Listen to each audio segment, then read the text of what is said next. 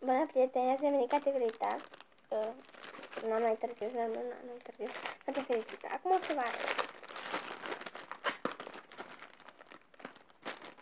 Mamă, ce-au mai strigat ăștia.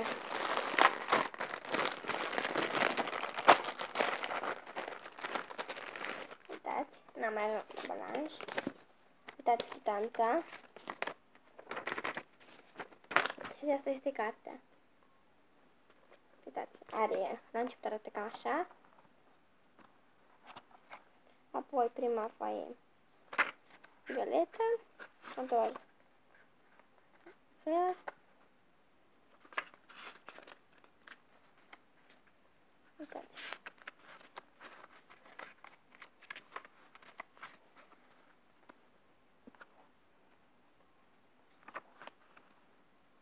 Fără câteva pentru că sunt umbit. Na. Nu stau să vă arăt toată cartea care e 100 de pagini. Aici scria. Notează și tu o amintire aici. Știi cealaltă pagina la fel. O să-mi notez. Aici parselele destinului. Capitolul 4.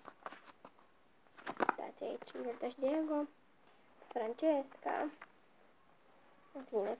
Pe spate arată așa, dacă doriți puteți citiți. Și în fața arată așa, primera 2014. Uitați, imaginea arată așa. Și poți să legi cu astea.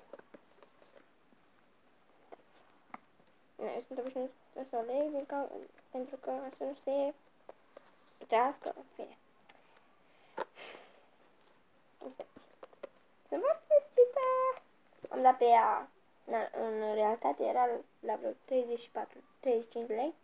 Am dat pe ea 19 lei la reducere și livrarea gratuită. Pa! Nu uitați să dați like, subscribe, să vă abonați la canalul meu și toată ziua. Pa!